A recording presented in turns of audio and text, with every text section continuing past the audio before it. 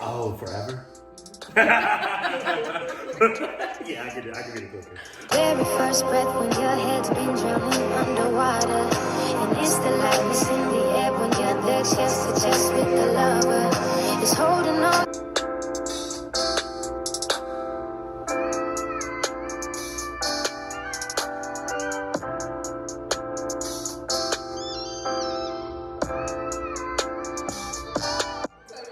Hey guys, welcome back to Everything's Okay With.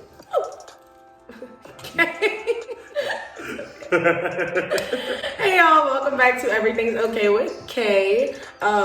If you are new here, welcome. Thanks for coming, friend.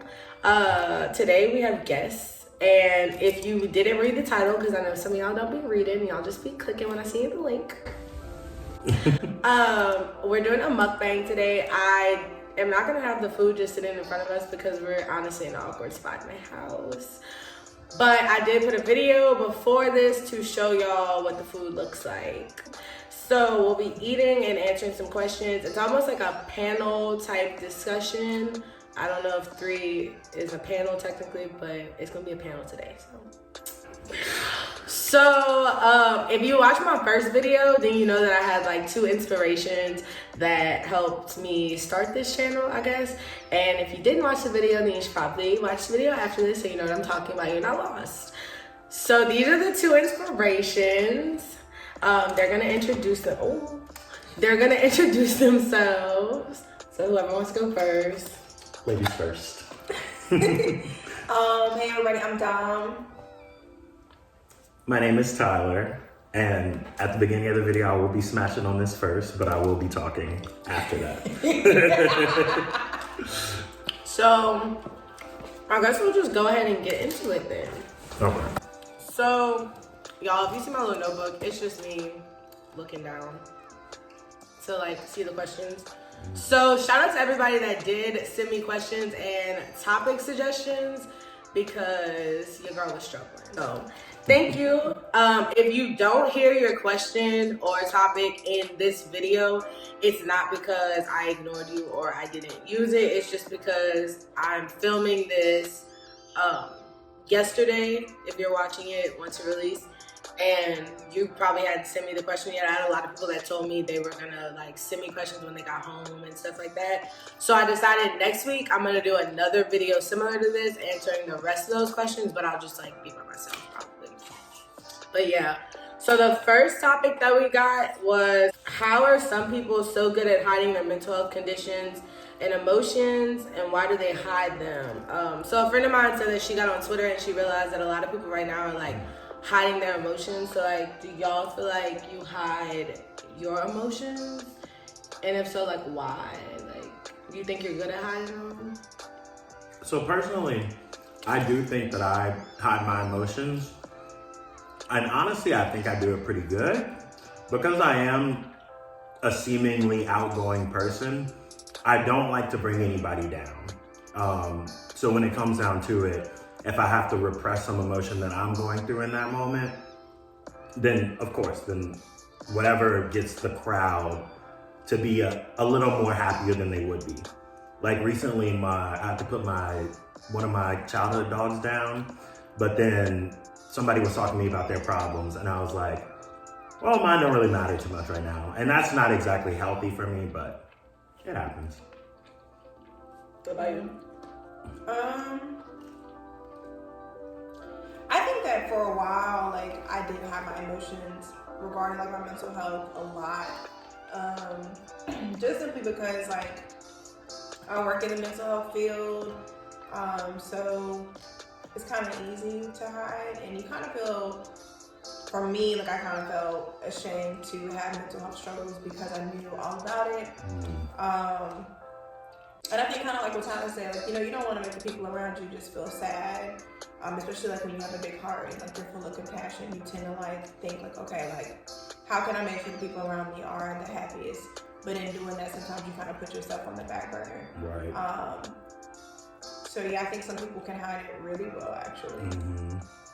I honestly think I do hide my emotions really well, and I think that I do it because extroverted, but at the same time, I'm kind of introverted, and I don't like a lot of people asking me what's wrong. So I feel like when I look sad or I'm not talking, when people are used to me like being all over the place, being like super hype, people start asking questions, and I start getting really aggravated. And so in order for that not to happen, for them not to ask me questions, I'm like, I could just say I'm fine, and I could just be happy and look happy, and then everybody's just gonna like go along with it too. So I think that's why I do it, and I think I am really good at it. Like at this point, I've been doing it so long, like I feel like I'm really good at it, which isn't very healthy, but you know, we all have work. But I was just about to say, like, I think that like maybe that's the question that kind of like steers people away. I think like if somebody were to ask me like what's wrong, I wouldn't want to be triggered to cry. I wouldn't want to be triggered to get upset or whatever. So like I think maybe it's sometimes the questions that people ask that like kind of like push us into hiding more of like what we're going through, like mentally or emotionally. So like, what is the more appropriate question? Like, is it, you know, like, hey, is there anything I can do for you today? Or, you know, is there anything that you feel like would make this day better if I did for you? Or if I could help you do, whether that's rest or take a load off, you know what I mean? Like, because honestly, sometimes saying what's wrong doesn't really help. It just makes things worse. Right. That's true. Honestly, yeah, I can agree with that 100%. Sometimes it's just like, even if that person won't need anything in that moment, it's like, oh, thank you for asking. Like, I appreciate that. Yeah. And like, I don't want to get into what I'm going through right now. Right. It's good to know that I can text you if, you know, I do decide to talk about it, or if I want to go get lunch or something like that. Right. Okay, so the next kind of topic I got were, let's talk about how young people, honestly, I don't think this is just young people, but how young people use alcohol and turn it up as a coping mechanism, and they don't even realize it. So this one, I feel like I didn't realize it sometimes. At a point, like I really didn't realize it, because at work, we'll be like, oh, it's a rough shift. Like, you know, let's go to the bar after. Like, let's go drink. Right. And I mean, in the moment, you're like, I'm not using that as a coping mechanism. Like, I'm not using the turn up. But in actuality, like, you're stressed in that moment. And your first thought is, like, after this, like, after to de-stress, I have to go, like, turn up and have a drink. After we finish, like, finals and things like that, our first thought is normally, like, let's go, like, where are we going? What's the move? What's the wave? And it's crazy because we really don't think about it. But, so, you know? honestly... excuse me. Honestly, I could be in denial, but I think wanting to get drunk with my friends is just a means of, it's just a means of me wanting to socialize. I don't know, and it just feels like in Louisiana, or a lot of areas really, there's not much to do but eat and drink. So, but it is like, every time I think of stress, I think of, okay, at 7 o'clock, I can have a beer or something like that. So I am probably just in denial, but I definitely related a little more to socializing than anything. But probably not. I think it's sometimes intimidating. Like, the brave people kind of like confront their emotions, but sometimes it's like, this is going to be exhausting, or I'm going to have to cry, or I'm going to think about how far, you know, I've come, but how far I still have to go if I'm thinking about school, or, you know what I mean? Like, so it's like, honestly, confronting your emotions or bad days or things like that, like, it's really stressful. Like, you know, so I can imagine, like, we've all, like, been the people who drink when we're frustrated, or drink when we're mad, or drink to have the courage to tell somebody we like something that we wouldn't have the courage to tell them if we were sober. You know what I mean? So I think it's kind of a way for us to just not really show up and be brave humans. And it sucks, but it's a part of our society. I like that. It's definitely a way to show up and not have to be so brave. Yeah. Because you're inhibited. So another question I got was, what are some of your triggers and how do they cause a spiral? And I was really kind of confused when I got this question. I'm not gonna lie, I'm still low-key confused. But I think what I got from the question was like, what kind of things trigger your mental health, I guess, episodes, or like you feeling some type of way, you going into a certain emotion. And for me, I think if I'm already stressed out, like say I'm running late, like things like that, y'all already know I'm not good at time management. But whenever I'm already like running late, I'm already stressed out, somebody else coming in like, for some reason, asking me something over and over again, and it's something like little most of the time, I get like, it makes it so much worse. Like it makes my stress sky high, and like I get really angry. And I mean, most of the time I don't like externalize it, but I'm like in my head really aggravated, like, bro, you like asking me questions and I'm 15 minutes late and like I'm already behind in X, Y, and Z. And so like that's something. And for the most part, like when I'm already stressed, I try now to like not make it or not let it like affect my entire day. But for the most part, if like I start my day stressed out and something else spirals down, like my whole day is just like a ball of stress until I can finally like get a second to be like, all right, I'm done. Like I'm good. And you know, do y'all have any emotions that like people trigger? Honestly, when I think of... Dang, let me go get another one, please? He said, dang, you need another one? I was saying that I don't believe I have any like trauma or emotional triggers that I can think of right now. But like Kayla said, if I'm stressed, anything can perpetuate my stress. Like if I am late to work and someone calls me from work, stresses me out, gives me a little more anxiety. If I'm working on a project or something for school and I have other people in my ear, or if someone is rushing me to do something, definitely causes a little bit of, and my chest gets tight and I get some anxiety about it. But other than that, I don't think I have any like major triggers that some other people would have from trauma or anything like that. I think my biggest trigger is when people say they're going to do something and they don't do it. Like, I just think of that. That is like just one of my like, I don't know. I feel really hurt. I feel abandoned, and it sounds like those are really like abandoned is like a really big word, but I think I do feel that way. I feel like abandoned in my heart, like when people don't commit to something. And I know that comes from like, you know, growing up and like, you know, having broken promises by, you know, very, very pivotal people, like i.e. my daddy or, you know, whoever, you know, not always following through with, you know, different commitments. So now as an adult, I can definitely say that whether you're my friend, whether you're my boyfriend, whether you are a boss, whoever, not having you commit to me or do something that you committed to do, like, is a trigger for me. Especially, I feel like for me, it's one thing if I ask you to do something, you say like, oh, I'm gonna do it, and something comes up.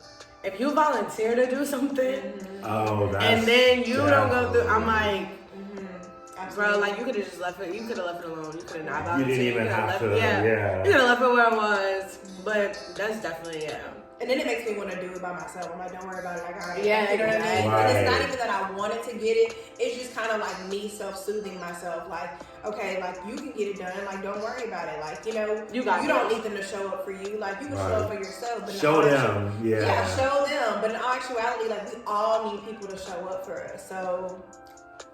Okay, so this one honestly should have been first because it went with last week's video, which once again, if you don't know what I'm talking about, friend, what you doing? What are you doing?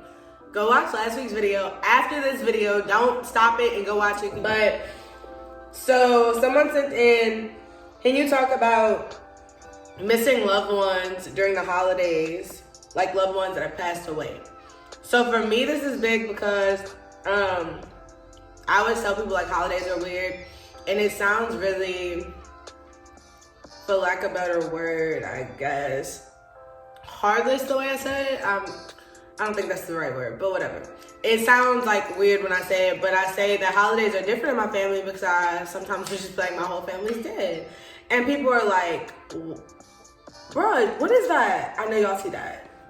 So I'm gonna insert the picture up in here. He ran away before we could find a phone, but I did get his tail. So y'all can see his tail, okay? He's up there. But I'm the only little fat one still eating it. Okay, cool. I ain't nothing to get another plate for me. But so for me, like, holidays are really weird because I tell people, like, I've lost a lot of really close people to me in my immediate family in a very short period of time. So, like, within the last, like, 5 or 6 years, maybe 7 years. And so holidays are really hard for me. And what I normally do is for big holidays, I try to go to the graveyard. Like, my grandparents and my brother are buried in the same graveyard, so I try my best to go to the graveyard. Sometimes I don't like going there because it's really, like, emotional for me to go there, and I don't necessarily like going to the graveyard. Like, I would much rather, like, talk to them wherever I'm at, but I will try to go and, like, see their graves, and then I try to, like, do something by myself. I don't do it with other people. I try to do something by myself that I enjoy doing with that person. So, like, my grandpa and I, like, we used to paint all the time. So, like, during the holidays, I'll paint by myself. Like, I'm fine with doing it with other people, like, on a regular basis. But, like, at that point, like, on that particular holiday, I'll do it by myself. And, like, that'll be my way of, like, spending the holiday with them. So, like, it's, like, things like that that kind of help me through the holidays. What about y'all? For lost ones, this is making me feel like, I mean, this video is making me realize that I have terrible coping mechanisms and I should probably seek some help. But for holidays, I really just accept the fact that they're gone and appreciate the fact that they were here. Like my father, for Thanksgiving this past year, all I could really do is appreciate the fact that he was here, and I bought everything that he used to buy to do the turkey, and I kind of just try to walk in his footsteps. But why I say that it's making me realize that my coping mechanisms kind of suck is because, like, I don't do anything like little things like release a balloon or talk to him like I should. And I don't know. I'm thinking now, I'm like, dang, I'm realizing things. But it's also not that your coping mechanisms suck. Like, people also don't realize, like, I used to get on myself for a long time because my aunt goes to the graveyard every chance that she's home. And I don't think after my grandpa died, like, after the funeral, it was probably, like, a year or two before I, like, went to the graveyard on my own. Like, I think I've been to my brother's grave, like, twice because, like, going to the graveyard is, like, low-key traumatic for me. Like, I do not like being there. I'm literally just surrounded by everybody's, like, dead family. Yeah. So, like, I'll go and I'm there for a couple minutes and I'm like, all right, bye. Like, I'm sorry you gotta stay, but I got to go because I don't like being here. So, like, people need to realize that, like, you also can't look at everybody else's, like, the way they do things because people don't you may go to the graveyard, somebody else may release a balloon, somebody else may be like, I listen to their favorite song and, like, that's how I'm with them. So, like, everybody does things differently too. People don't hurt and cope the same way. Yeah, exactly. Anything for you? I don't think that I've really lost anybody, like, besides, like, my best friend. So, like, I feel, like, really bad because I'm like, I love the holidays. I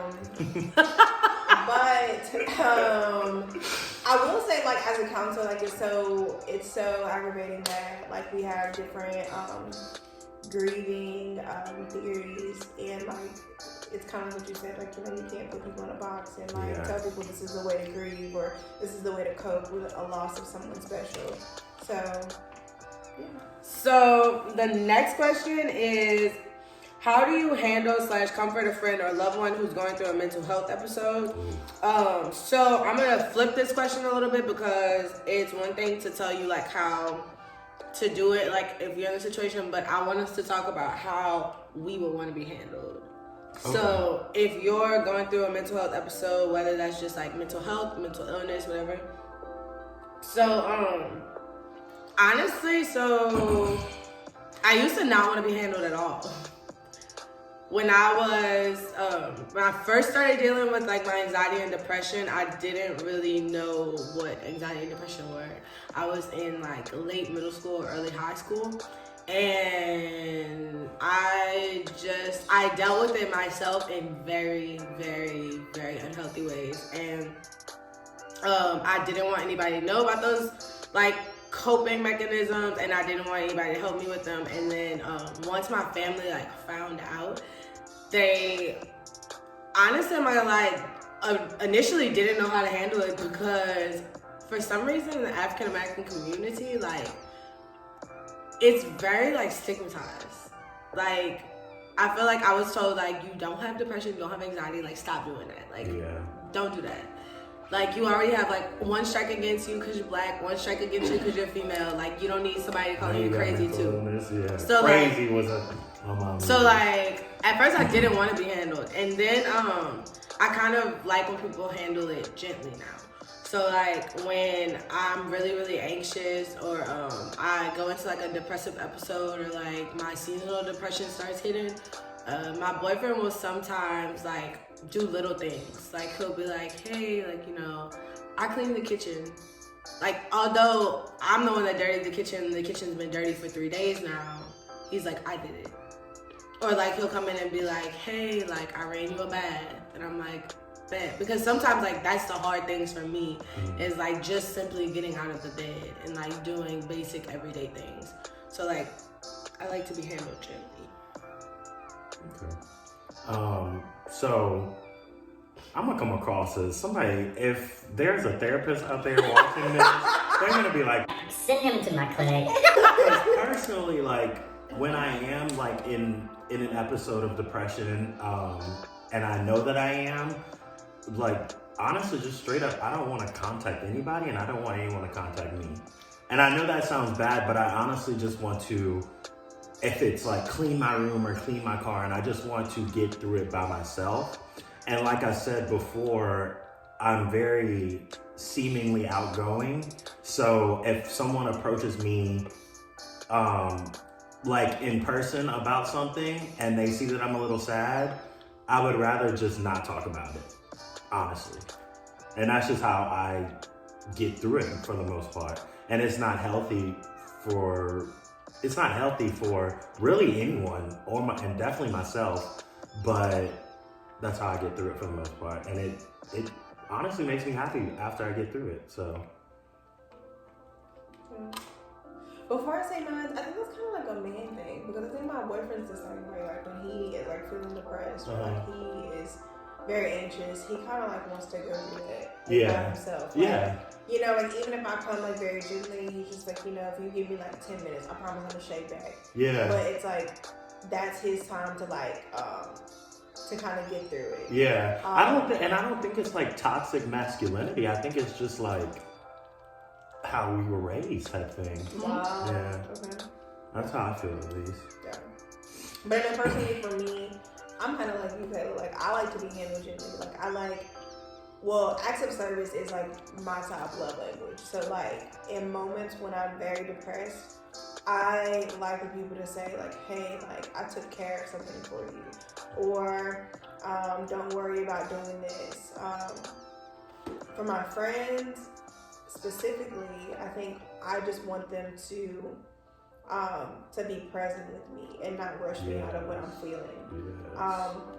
I think a lot of times, like, what aggravates me is when I have friends that are like, hey, like, let's do something because you can't be like this forever. And for me, I'm just like, don't rush me out of like my own humanity. Like, and I'm not saying like, let me sit and sulk and like be unproductive, but what I am saying is like, allow me to feel my emotions. Like, just because it's making you uncomfortable, like, don't rush me out of it. And I think a lot of times depression and anxiety and anger and, irritability can make people very uncomfortable.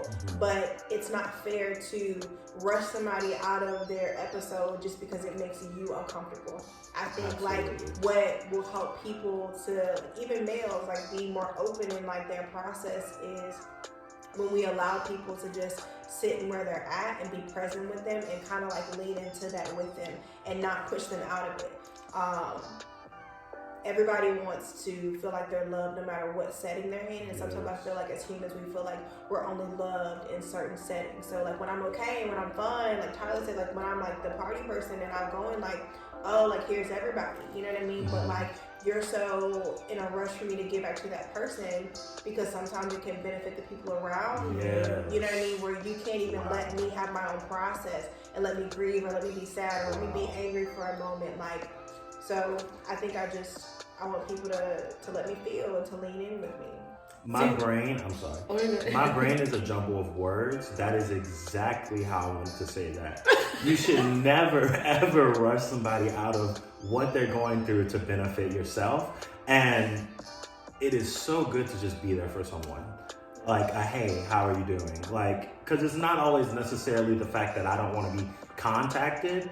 It's just the fact that I don't want to be contacted for a reason that's going to benefit the other person. Correct. Like, don't contact me to go to a bar when you know that I don't want to drink tonight because I already feel a little sad today. Yeah, right. It's just things like that. Okay, so this is the last question. I hope y'all have been eating along with us because, as y'all can see, we were smashing our food. But this one kind of goes with the other question about how you help a friend or a loved one out of a mental health episode, or like how you comfort them going through it. But this one says, how do you recognize someone may be struggling with mental health or mental illnesses? I will say I do like to get on Twitter a lot. And I have like a couple of friends that I will randomly like send funny tweets to. Like I always send them funny tweets. They know that I send them like 15 a day.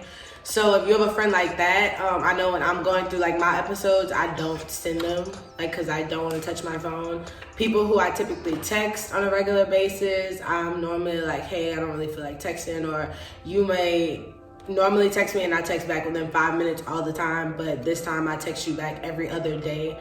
It's probably like that going on. For people who work with me, I guess I'm typically like, I get into these little moods where like I am just like, I want to go to work and do my job. I don't want to entertain nobody. I don't want to talk to nobody. I don't want to have to do any extracurriculars. Like I want to come here, I want to do what I have to do, and I want to deal. Like that's it. So like people are like, what's wrong with you? Like you okay today? Like you're cheery little, and I'm like, yeah. Most of the time I'll just be like, yeah, I'm hungover. Yeah, I'm tired. Yeah. And typically people are like, oh, okay, bet. I'm like, okay. So like, if you have a friend that does that, like, you know, maybe they're just like, oh, like I'm really tired, but you realize they've been telling you for 6 weeks now, every day that they're tired. Like you might want to be like, hey, like I don't want to intrude, but are you like, do you need me to be here for you? You should be there anyway. But you know, that's a good question. Do you need me to be here for you? Yeah. Because sometimes it's like, sometimes you don't. I appreciate that. For me, like it's like always the thought, man. Like when someone like, I guess that is like top tier, like one of my top love languages too. Just to know someone's thinking about you, like, oh, I saw this sign and it reminded me of you, or I love that. This video is funny, it makes me think of you, like things like that. But I think like the central theme of this video, even like, you cannot put everybody in a box. You can't, everybody goes through things differently. So you can't really just call somebody out like, oh, they're depressed. Like, it's not really like that at all. You just have to pay attention to people more. Honestly. Literally, that's what I was going to say. I was going to say two things. The way that you can help people is pay attention and show up. Yes. Like if you show up and you're somebody's friend and you're actively their friend, or you're somebody's significant other and you actively show up and you are actively participating in that love and you pay attention, it's easy for you to recognize. I think a lot of times like we're lazy when it comes to friendships. Like we're really willing to take the answer of, oh, I'm just hungover, or oh, like I'm sleepy. Like when you show up to a friend and you actually know them, you like, you're not tired. Right. Exactly. You're not tired. And right, but tell me later what you're really sometimes going like calling people out that you love helps them like go through like those moments because they feel seen. Yeah. And everybody wants to feel seen. And I think when you are going through depressive moments, you do not feel seen. So like being seen in moments where you feel hidden is extremely important, and you can only do that if you show up, if people show up for you, and if they pay attention to you. Like nobody would know, you know, that you weren't depressed if they weren't following you on Twitter, and if they weren't actively realizing like, hey, Kayla always sends me funny tweets. Right. She ain't sent me in about 3 days. Right. You know what I mean? You have those friends who like, where my tweet at though? Exactly. Right. Where my memes at today? And sometimes you gotta think about it, like if your friend, you realize your friend's acting a little bit different, it may be worth the shot to just be like, hey, I know I invited you to go do X, Y, and Z tomorrow, but you said no. Would you like me to come over? And like, girl, we could just drink some wine and binge watch. Like, we could write, we can read a book. Like, my favorite, like my friends from college know, I used to live for calling my friends and be like, what you doing? You at home? Oh, okay, I'm coming to take a nap. Like, not because I'm homeless and I don't have nowhere to sleep, but I don't know, I just want to come at you. Yeah. So like, that's so true. Just too. like sometimes, friends. Sometimes someone's presence It's is so literally just vital. so relieving. So vital. Like, oh my goodness.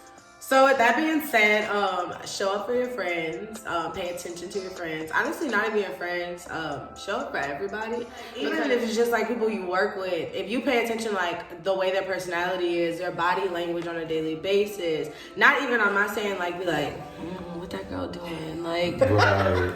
like you don't have to do all that, but study them. Exactly, like, you can just like pay attention to them in passing, and it'll help a lot to notice. And I mean, even if y'all aren't close, you could just be like, hey, if you need me, like, I don't know if you do, but if you do, like, I'm here. And then leave it up to them to like come and talk to you. So yeah. But that was all the questions. Like I said, if you sent in a question or topic suggestions and you didn't hear it on this video, that's okay. Don't trip, because next week they will be featured in that video. So make sure you stay tuned for that. But I'm really glad y'all came. I'm glad y'all tuned in. I hope y'all ate some good food. Like I said, I showed at the beginning, I'll show another video at the end of the food. I know mukbangs, normally when I watch them, they like get a bunch of food from the same place, but baby, I like to eat and it's from different places. So we had a bunch of different food from like a bunch of different places. So yeah, I also will put in the description box below all of the food and where I got it from. I'm wearing this awesome sweatshirt that says "Fat Girls Taste Better" by Your Inner Fat Girl. So I will link that below too. So if you have an inner fat girl, or you know you got an inner fat boy and you think that inner fat girls are nice, you can get you a sweatshirt too. You can get you a little sweatshirt too. So yeah, I'll link all that below. But yeah, thanks for coming. I'll see y'all next week. Make sure you like, comment, subscribe, yes, turn the bell on, notifications. Exactly, because some of y'all ain't did it yet, and I'm really beefing with y'all. So I need you to do that. Stop what you're doing. Like, comment, and subscribe. Make sure you follow those pages so you can stay up to date on everything. If they want their Instagram pages linked below, I will link those down in the description box. I love doing that, y'all. I be feeling like a real YouTuber. Also, like I said, if you don't know who these two people are and how they're the inspiration of this channel, that means you didn't watch the first video. And once again, we beefing. So I'm gonna attempt to put one of those little things to click up there. Obviously, no other people YouTube channels, so I'm gonna try to be a pro and put that up there. So y'all click that now and you'll be able to watch the video where I introduce you to them. So yeah, thanks, bye y'all, and remember, everything's gonna be okay.